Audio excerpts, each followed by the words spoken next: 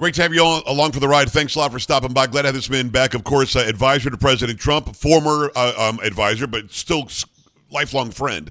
It's Roger Stone. Roger, how are you? Great to be with you, Joe. God bless you. What a great time to be an American. It really is. And we're seeing a guy who came out of the box just absolutely ramped up and ready to go. The fact that he decided he wouldn't fly over Western North Carolina to get to California, like Joe Biden flew over East Palestine for a year and a half, that tells you everything you have to know. Doesn't matter if it's red or blue.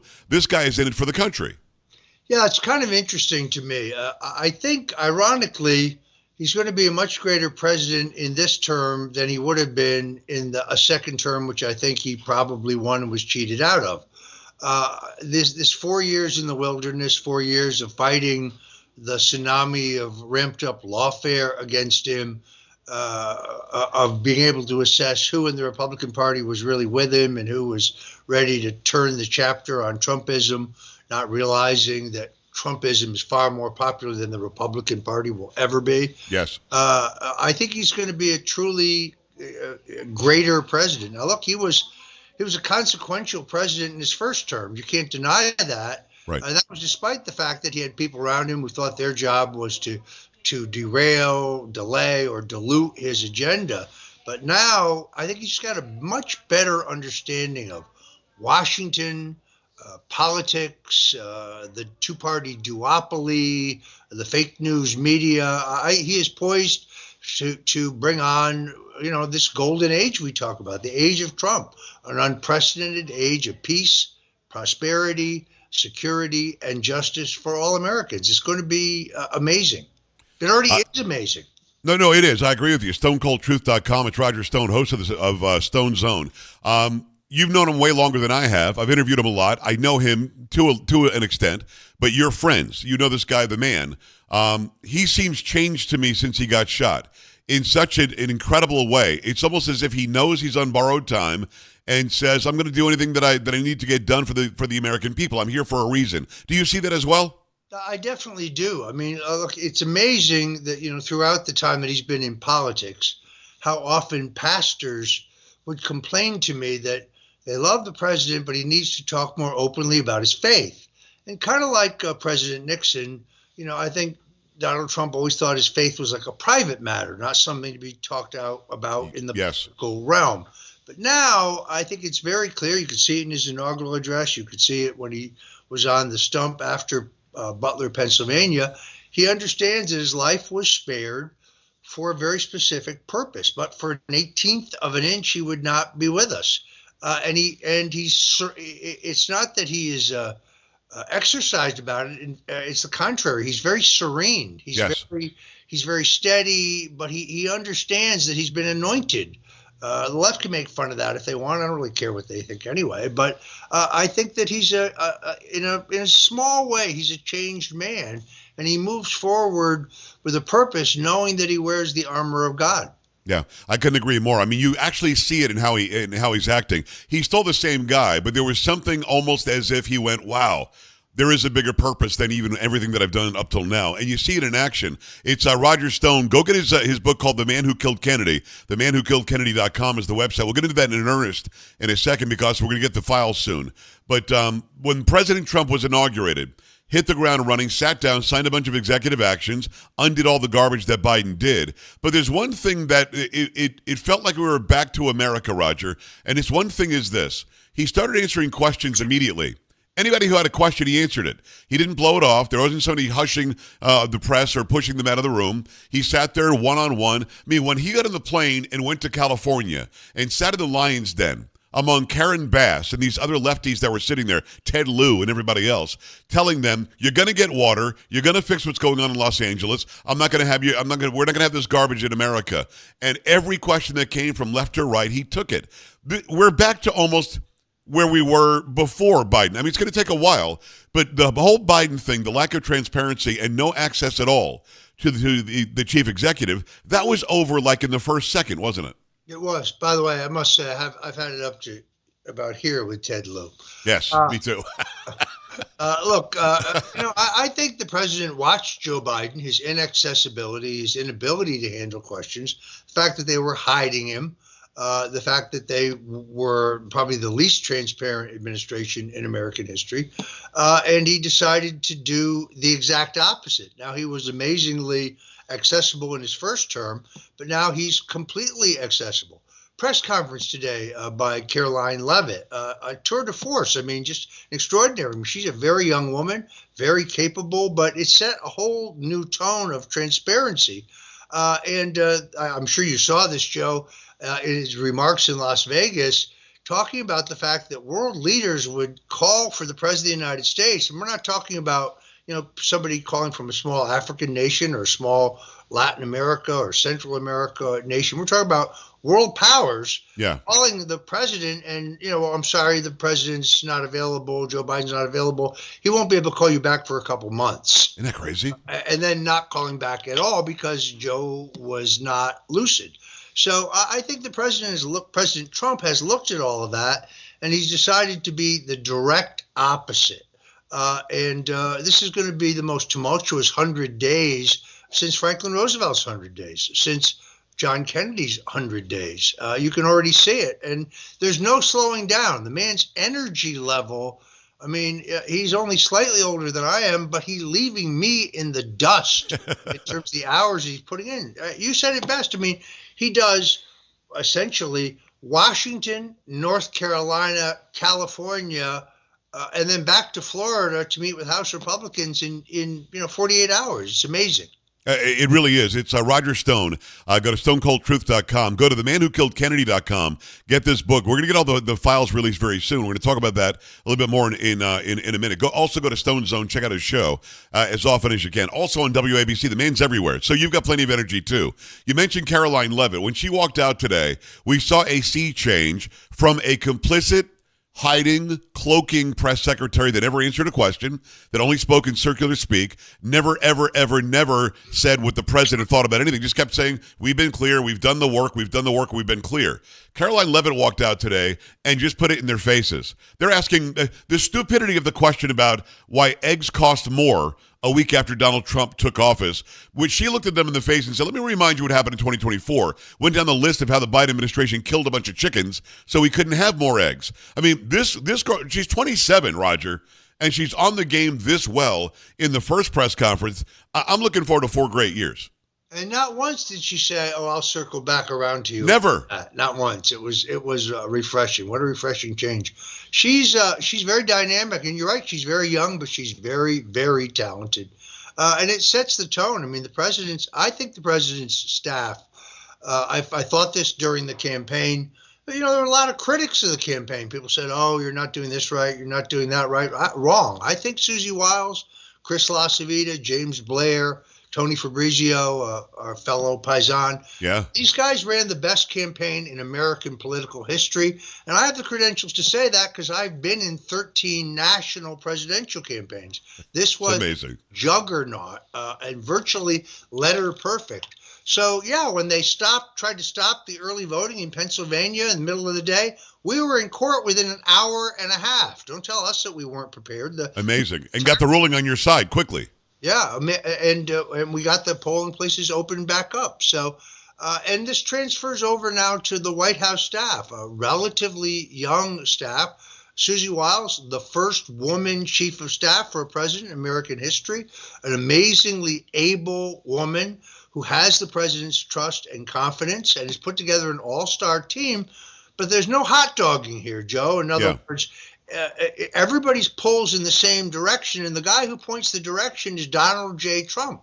I like Marco Rubio. I don't always agree. I haven't always agreed with him. I agree with him on a number of things, but he's not setting our foreign policy. He's carrying out our foreign policy. Yes. It's the foreign policy of Donald Trump that he's carrying out. Well, Roger, let me ask you this. What is the difference? In 16, he did great, but I think he came in thinking he would be the CEO of a business, and he didn't realize that there were so many, anonymous idiots in there that were stabbing him in the back constantly. Why was the job so much better this time in surrounding himself with people that would absolutely toe the line, which is what you need? Something changed in the past 8 years to where I can't say to anybody that he chose that I'm questioning it. Not even one person. Why is it so much better this time? Because I think he came from the world of business to the world of politics, and therefore he thought, not unreasonably, well, the Republicans have my back, and the Democrats, want to derail my agenda. He didn't Right. understand that half the Republicans didn't have his back. Exactly. Half the Republicans thought he was an interruption of business as usual and the cozy relationship they had with Democrats. And now he completely understands that party, we're in a post-partisan period here where party is not what it's all about. Either you are a globalist, committed to war, committed to censorship, committed to big pharma and big food making whatever profits they can, regardless of what they're feeding our children or giving us in terms of pharmaceuticals, or you are committed to peace, free speech, and getting to the bottom of why we have a chronic child disease problem in our country, why we have an obesity epidemic in our country. This is the new divide. It's a realignment of politics. Forget Republican Democrats. It's not about that anymore. I mean, sure, those labels exist, but it's really about the outsiders, the regular people, those of common sense, versus this globalist worldview of we know better than you do. We're just going to strip you of your rights and do what we want. Very, very well said. And the outreach to Robert F. Kennedy, the outreach to Tulsi Gabbard, the outreach to Democrats like Rod Blagojevich. Huge. This is huge. This is a realignment like we had in this country in 1932, like we had in this country in 1968, and it's going to be a permanent realignment. All the sane people, sane with an N, the sane people with common sense are on one side, and the globalist elites are on the other side, and freedom is on the march, not just in this country, but around the globe. You see it starting around the globe. So I'm just happy to be alive. I'm happy to be a part of this. I'm happy that I have my voice back. People criticize Elon Musk. You know what? I wouldn't have my X feed back. I had $1 million, probably 1 million followers, basically 980,000. Yeah. And they decapitated me without explanation. And by the way, Joe, I have to say this. I'm still not back on Facebook. I probably never will be. So when you see Roger Stone on Facebook, please don't buy any crypto from him. Not me. So I'll stop talking to the fake Roger over on Facebook. I'm with you. The social media sites are certainly coming back. Free speech is back in style. And I think you're right. Also, when you've got an administration like this one, when you've got a strong president like this one, the world leaders all say, okay, I think that we can go and do freedom and liberty again. Or the people of the world say that. It's Roger Stone. Go to stonecoldtruth.com. When you were working with Richard Nixon, you and I have talked about Richard Nixon a lot. He was actually a great president who made maybe one mistake. He should have watched himself, should not have done everything that he did that led to him leaving, but a very, very good man and a very good American. Unfortunately, Gerald Ford's blanket pardon for Richard Nixon is what gave Joe Biden the okay, somehow, to pardon his entire corrupt family, to pardon the corrupt J6 committee, to pardon Milley and to pardon Fauci, to pardon his son. These blanket pardons, these pardons for no reason, they're all preemptive, basically are based on the fact that Richard Nixon got that. And I don't think that it should be okay. Now, I can't stop it. Neither can you. It's in the Constitution, broad powers to pardon. But when you saw that happen, and every stupid pundit out there blamed it on the blanket pardon or the preemptive pardon for Nixon, what did you think? Well, first of all, I mean, the Constitution and the law are what they are. And Gerald Ford had the authority to pardon Richard Nixon for any crime he may have committed. Right. Because the spectacle of locking up a president, particularly given what we now know that the Watergate operation was essentially a CIA takedown, declassified documents in the last year have proven beyond a doubt that the CIA knew in advance about the Watergate break-in, infiltrated the Watergate break-in team. This was a takedown. They took him down for the same reason they tried to take down Donald Trump. Yes. They thought he was the ultimate, hardliner, when in fact he was for peace. So, the strategic arms limitation with the Soviets, opening the door to China when China was a dirt poor, backward, agrarian society with no technology at all. I mean, they didn't have indoor plumbing or electricity, Joe, outside their cities. He had no way of knowing that Bill Clinton would later sell our top military secrets to the Chinese and give them most favored nation trading status. That's what made them the dangerous superpower that they are today. Yes. To go back to your question, all of the people who were screaming and hollering about the fact that President Trump pardoned me and General Flynn and Paul Manafort, saying it was outrageous, now they're fine with the blanket pardons of people like Adam Schiff. But here's the thing. When the president gives you a pardon, you have to accept the pardon. Now, when I was pardoned, I accepted the pardon, not because I was guilty, but because I knew that if I went to an appeal in the District of Columbia, I could not win. You can't win a rigged card game. It's not possible. So I knew that it was either die or prison or accept that pardon. So I accepted, even though I still maintain Roger Stone did nothing wrong. Right. And Roger, let me interject this for those watching. You were, in fact, charged. This is not preemptive with you. With these guys like Schiff and Cheney and all these, Kinzinger, all these idiots on that panel, they weren't charged with anything. Nothing whatsoever. So to your point, they all should have said, I'm not taking a pardon. I did nothing wrong. Now, you didn't do anything wrong, but you knew that you were in the midst of this lawfare where they were trying to end your life or take all of your money and imprison you. That made sense. You were charged with something unrighteously. You were charged with something incorrectly. It was lawfare. That pardon makes sense. None of these people why does Fauci come out and say, thank you for the pardon. I didn't really need it, but he accepted it. Why did he do that? Well, because I suspect they all did this. I mean, because they're guilty. Adam Schiff was among those pardoned. If you're not guilty, then don't accept the pardon. I mean, in my case, we now know that the judge hid exculpatory evidence from my defense attorneys. I mean, this was the ultimate lynching. And the prospect of my raising the money for an appeal while incarcerated was impossible. 68 years old, looking at, almost 4 years in prison, in a prison, by the way, where they insisted there were no COVID cases. I've had a lifetime history of asthma, when in fact there were 200 cases. So of course there were. I was facing a death sentence if I had not accepted the pardon, in all honesty, even though I know in my heart that I did nothing wrong, and the evidence now proves that. I just hate that they're using the precedent with Nixon to say it's okay to do it for all these guys. They're completely different things. And that bothers me. Well, they certainly would have lynched Nixon if they had had the opportunity. Yeah. They hated him all the way back to the time that he exposed Alger Hiss as a communist spy. Which, by the way, when Russia fell and we had the KGB records, we found out Alger Hiss was a communist spy, was a Russian spy. So, I get your drift on this, and I completely understand it. It's particularly egregious, I think, in the case where he pardoned his own family. Yes. I mean, and the spouses, everybody. Because they were all on the take. That's why. Are you surprised, Roger, he didn't pardon himself, or do you think he thinks he pardoned himself by pardoning all of them? It's hard to say, but here's what I do know. It's very interesting. All these people have been pardoned, now cannot avoid questioning if they're subpoenaed. Now, if they commit perjury in the District of Columbia, they don't really care because none of them will be held to account in the D.C. court system. Right. No Democrat, no leftist, no person who's committed a crime, no matter how egregious, who's on the left, will be convicted in D.C. However, the House can have field hearings around the country, and they can call those who have been pardoned in for testimony by subpoena. They can't deny those subpoenas. If they perjure themselves in Chicago, where they probably not a good example. If they perjure themselves in a field hearing in Mississippi, be charged in Mississippi, and maybe we'd see a fair trial of these people.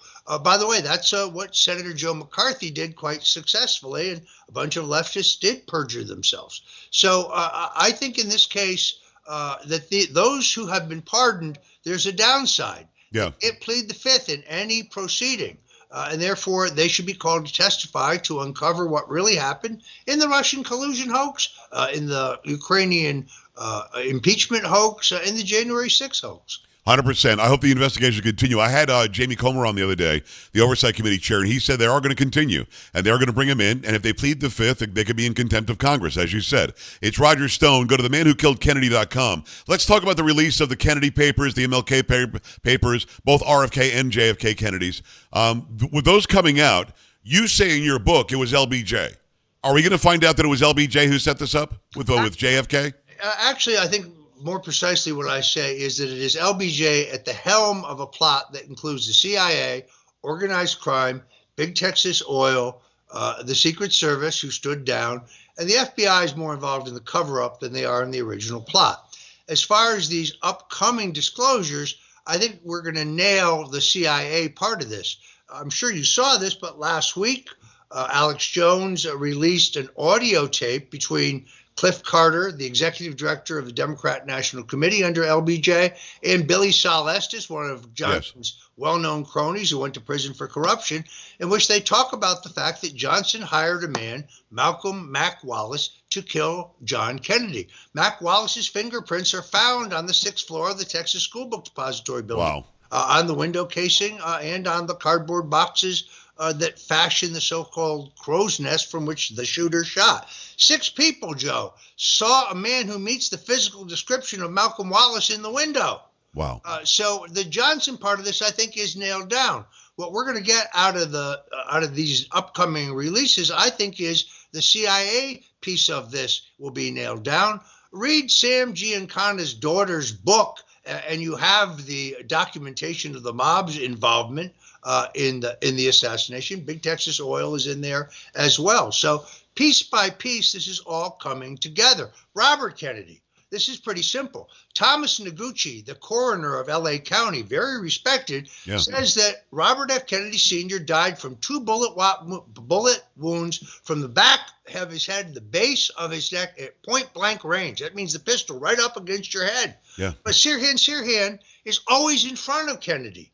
And he gets off 8 shots, all of which are accounted for, and none of them hit RFK Sr. So what are they hiding here?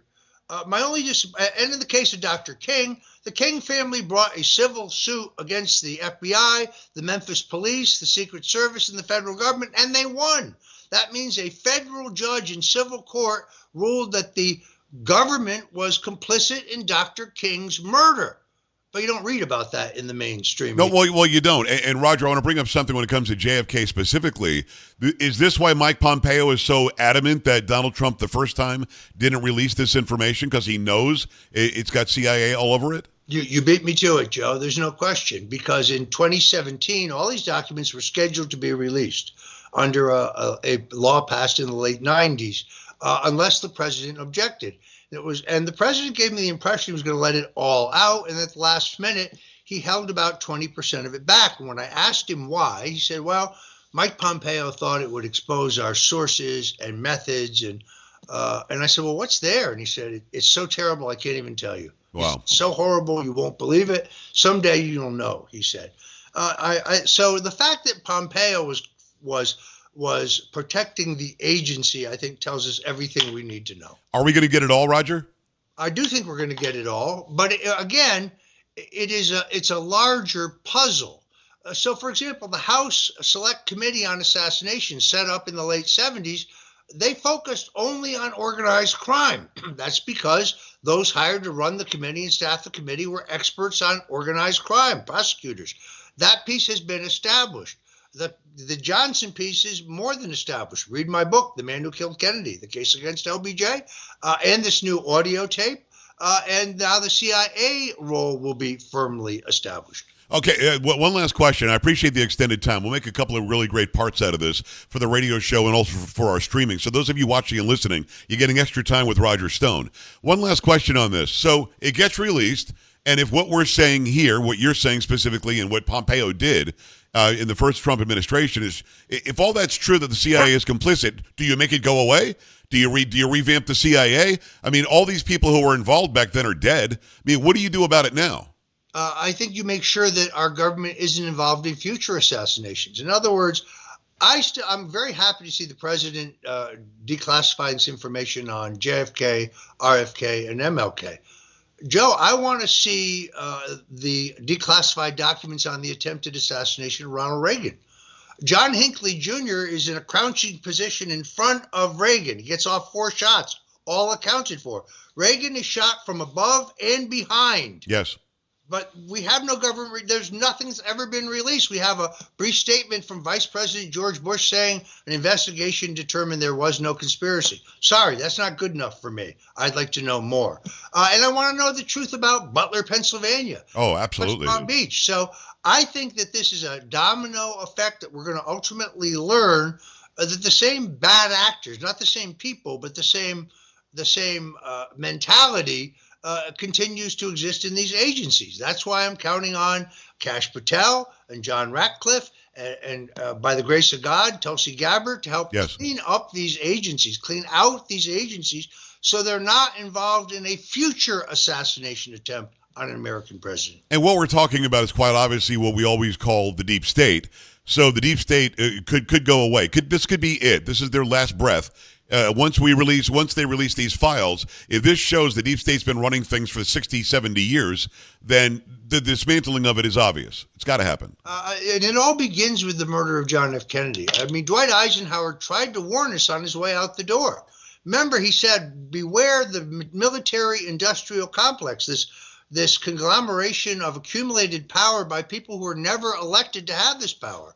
By the way, Eisenhower, one of our greatest presidents, he's so low-key, doesn't get the credit that he deserves, but we had unprecedented peace and prosperity and transparency and balanced budgets under Dwight Eisenhower, and he tried to warn us about this as he was leaving. It is Roger Stone. Stone Zone is his show. He's the host, of course, StoneColdTruth.com. Go to the website, themanwhokilledkennedy.com. Themanwhokilledkennedy.com. Get the book. Roger, there's so much interest in the release of these papers. It would behoove people to read your book first, or at least while they're getting the information, and put it all together. They're going to find that you were right, as usual, on this. And I appreciate you coming on and talking about it. Is that the only place to get it? Can they get it on Amazon everywhere else or not? Well, yes. Look, if you want to go give money to a multinational corporation, take your guts, go ahead and buy it on Amazon. But folks, if you buy it, get the paperback. It has 3 additional chapters. It's much superior to the hardback. You can get it at Amazon or Barnes & Noble. It's readily available. But I think it will put everything in context for you. In the JFK researcher community, there's not unanimity. There's some people think it was just the CIA or just the mob or just Lyndon Johnson. No, it is all of them.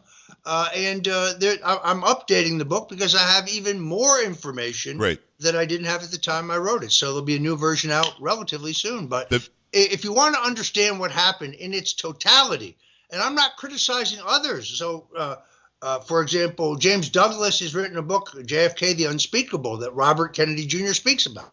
I've read the book. He's right about all of it, but he only has a piece of the puzzle. It's reflected in my book. But if you want to see the big picture of everyone who's involved and what their individual motives are, well, The Man Who Killed Kennedy, The Case Against LBJ, you can get it at themanwhokilledkennedy.com.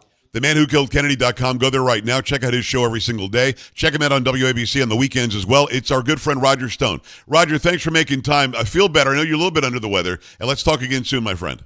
Thank you, Joe. God bless you. And let's God bless America. We are in for a golden age of peace, prosperity, security, and justice. 100%, my friend. We're back after this. Stay right here.